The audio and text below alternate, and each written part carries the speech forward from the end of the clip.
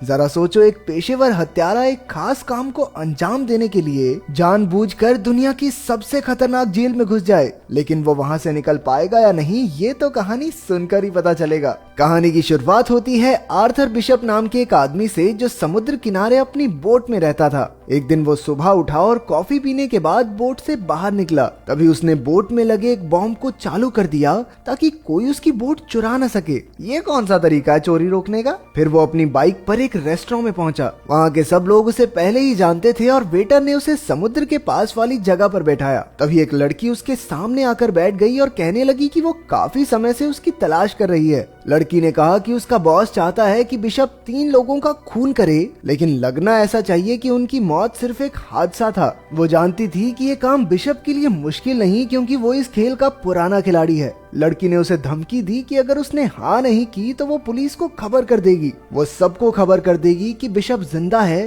क्योंकि पिछली बार वो अपनी मौत का नाटक करके पुलिस से बच निकला था। तभी बिशप ने देखा कि इस लड़की के साथ कुछ और भी लोग हैं जो उसे ही देख रहे थे। अचानक उसने अपना फोन निकालकर उस लड़की की तस्वीर ले ली। जैसे ही लड़की ने बंदूक निकालने की कोशिश की तो बिशप ने उस पर हमला कर दिया। ये देखकर लड़की के साथी भी बिशप पर टूट पड़े, लेकिन उसने एक एक करके सबको धूल चटा दी। फिर बिशप ने देखा कि नीचे से और गुंडे उसे पकड़ने आ रहे हैं, इसलिए वो दीवार से कूदकर एक केबल कार पर लटक गया। उस लड़की ने अपने साथियों के साथ बिशप का पीछा किया और केबल कार में घुस गई। वो बिशप को अंदर ढूंढ रही थी, लेकिन वो तो छत पर था। लड़की ने छत पर बंदूक चला दी, लेकिन बिशप ऐन वक्त पर कूद गया और एक पैराशूट पर जा गिरा। रात को जब वो अपनी बोट पर जाने लगा तो उसने देखा कि 2 लोग पहले से ही वहाँ मौजूद थे। उसने बिना समय गवाए अपना फोन निकाला और बोट में धमाका कर दिया। इसके बाद वो माल उतारने और चढ़ाने की जगह पर पहुंचा। उसने एक डब्बा खोला और अपने पासपोर्ट्स और बाकी कागज जला दिए। फिर बिशप थाईलैंड के एक टापू पर गया, जहां वो एक लड़की से मिला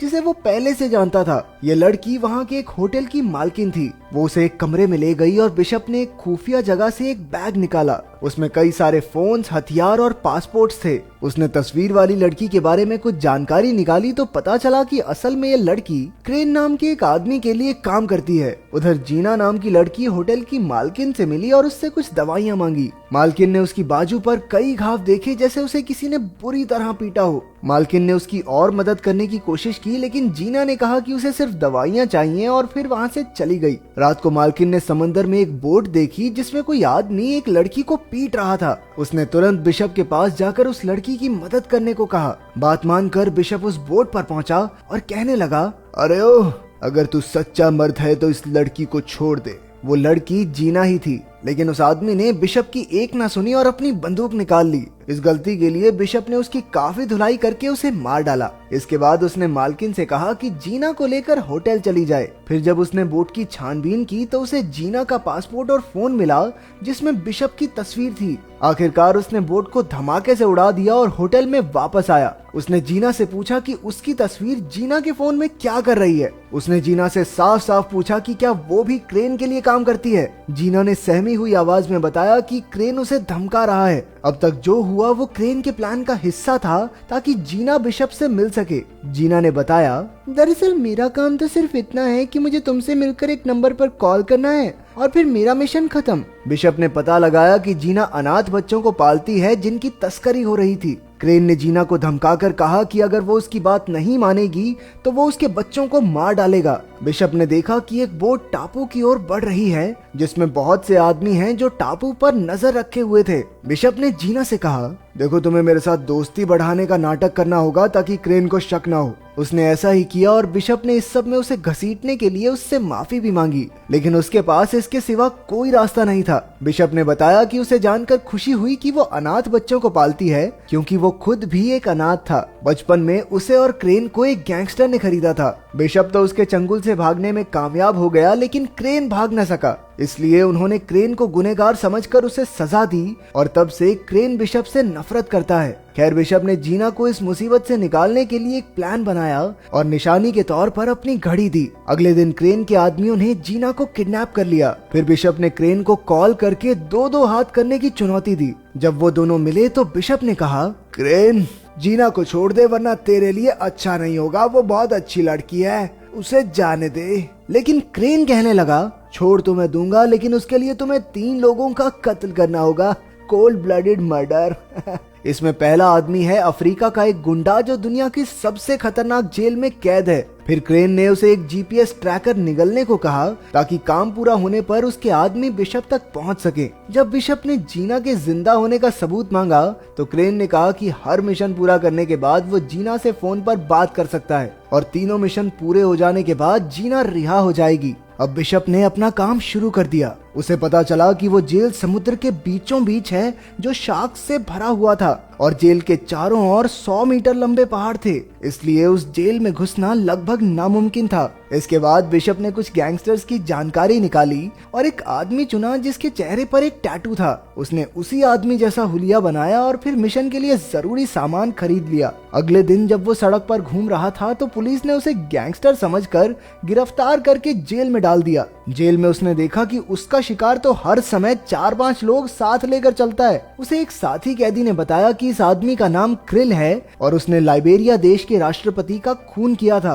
अब तक कई कैदी क्रिल को मारने की कोशिश कर चुके थे। जब क्रिल पर फिर से हमला हुआ तो इस बार बिशप ने उसकी जान बचा ली। क्रिल ने उसका शुक्रिया अदा किया और उसे खाने पर बुलाया। जब बिशप उससे मिलने गया तो उसने क्रिल की जान ले ली और सबको लगा कि उसकी मौत जहरीला खाना खाने से हुई है। फिर बिशप ने तुरंत जेल की दीवार में धमाका किया और अपने पूरे शरीर पर ऐसा स्प्रे छिड़का जिससे शार्क्स उसके नजदीक न आए। अंत में उसने जीपीएस कैप्सूल निगला और समुद्र में कूद गया। उधर बोट के कैप्टन के पास मैसेज आया कि बिशप ने काम पूरा कर दिया है। उसकी लोकेशन ढूंढकर क्रेन के आदमियों ने उसे बचा लिया। फिर बिशप ने जीना से फोन पर बात की तो जीना ने बताया कि बिशप के पास अगले आदमी को मारने के लिए सिर्फ 36 घंटे हैं, नहीं तो वो लोग जीना को मार देंगे। अब क्रेन ने उसे दूसरे आदमी की जानकारी भेजी। इस आदमी का नाम एड्रियन है जो कि एक अरबपति था। ये इंसानों की तस्करी का धंधा करता है, लेकिन उस तक पहुंचना बहुत मुश्किल था क्योंकि वो ऑस्ट्रेलिया में एक बिल्डिंग के 58वें माले पर रहता है जहाँ के सारे दीवार, दरवाजा, खिड़की बुलेट प्रूफ थे। ऊपर से हर जगह सेंसर्स और फिंगरप्रिंट डिवाइस भी लगे थे। अब बिशप इस आदमी के नीचे का घर खरीदने पहुंचा। वहाँ उसने घर की चाबियां और नक्शे की हूबहू नकल उतार ली। फिर उसने कांच फोड़ने वाले बॉम्ब्स बनाए और साफ सफाई वाले आदमी का भेष बदल कर उस घर में घुस गया। घर की खिड़की से लटक कर वो एड्रियन के घर के स्विमिंग पूल तक पहुंचा और वहाँ बॉम्ब्स फिट कर दिए। जैसे ही एड्रियन उसमें नहाने आया, बिशप ने धमाका कर दिया और एड्रियन सीधा नीचे गिरकर मारा गया। अब फिर से जीना का कॉल आया, लेकिन इस बार उसने चालाकी से उस बोट का नंबर दिखा दिया जिसमें वो कैद थी।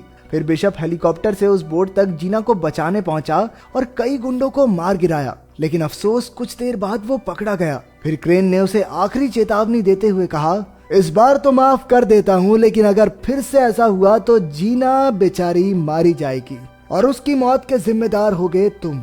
अब बिशप का आखिरी मिशन था अमेरिका में रहने वाले मैक्स को मारना। वो एक ऐसी बिल्डिंग में छिपा हुआ था जो पहाड़ के ऊपर बनी है और वहाँ सबमरीन्स का कारखाना था। इन सबमरीन्स में बड़ी बड़ी मिसाइल्स छिपाई गई थी। वहाँ खुफिया तरीके से किसी का भी अंदर आना या अंदर से बाहर जाना नामुमकिन था। जो भी वहाँ घुसने की कोशिश करता वो मौत के मुंह में जा गिरता। बिशप के पास इस काम को अंजाम देने के लिए 48 घंटे का वक्त था। उसे खबर मिली कि मैक्स ने एक हेलीकॉप्टर मंगवाया है, इसलिए उसने हेलीकॉप्टर के नीचे छुपकर मैक्स तक पहुंचने का प्लान बनाया। जब उसकी तरकीब कामयाब रही तो उसने बिल्डिंग के सारे कैमरा जाम कर दिए। चारों ओर हड़कंप मच गया और गार्ड्स मैक्स को एक खास कमरे में ले जाने लगे। तभी बिशप ने लिफ्ट में धमाका कर दिया, लेकिन किसी तरह मैक्स खास कमरे तक पहुंच गया। हालांकि अपना हीरो तो पहले से ही वहां मौजूद था। अब वो मैक्स के साथ मिल गया और मैक्स को मारने का नाटक किया ताकि क्रेन को चकमा दिया जा सके। उसका प्लान था कि जब क्रेन के आदमी मैक्स की लाश ढूंढने आएंगे तो क्रेन बोट में अकेला होगा और उस समय उसे खत्म करना कोई बड़ी बात नहीं। उन्होंने प्लान के मुताबिक मैक्स की मौत का नाटक किया और जैसे ही वहां धमाका हुआ, बिशप उसे समंदर से बचाकर एक टापू पर ले आया। फिर बिशप ने क्रेन को कॉल करके कहा, अबे ओ जीना को छोड़ दे। लेकिन क्रेन ने पहले मैक्स की लाश देखने की मांग की। बिशप ने बताया कि लाश उसकी सबमरीन में पड़ी है। इसके बाद क्रेन ने सबमरीन पर मैक्स की लाश देखने के लिए अपने आदमी भेजे। बिशप ने भी उनके लिए हर जगह बॉम्ब्स लगाकर तैयारी कर रखी थी। जैसे ही उसके आदमी वहां पहुंचे, बिशप ने उन्हें गोलियों से भून दिया। उधर क्रेन ने ये सब अपने कैमरा से देख लिया। इसके बाद बिशप क्रेन की बोट पर पहुंचा और सारे गार्ड्स को मार डाला। इसी बीच जीना को भी गोली लग गई। वहीं क्रेन ने बोट में लगे बॉम्ब को एक्टिवेट कर दिया। बिशप ने जल्दी से जीना को छुड़ाया और उसे एक ऐसे डब्बे में पहुंचा दिया जो धमाका होने से पहले ही बोट से अलग हो गया। अब बिशप और क्रेन की जबरदस्त लड़ाई शुरू हो गई। उसने क्रेन को जंजीर से बांध दिया और तभी बोट में धमाका हो गया। जीना तो बच निकली, वहीं मैक्स के आदमियों ने बोट का मलबा बाहर निकाला। कुछ समय बाद जीना अपने बच्चों के साथ थी और उसने देखा कि बिशप उसकी आंखों के सामने खड़ा था। असल में बिशप बोट के स्टील रूम में छिप गया था, जो इमरजेंसी के वक्त काम आता है, और इस तरह वो धमाके में बच निकला। अगर वीडियो पसंद आई तो लाइक कर देना, चैनल को सब्सक्राइब कर देना। मिलते हैं अगली वीडियो में।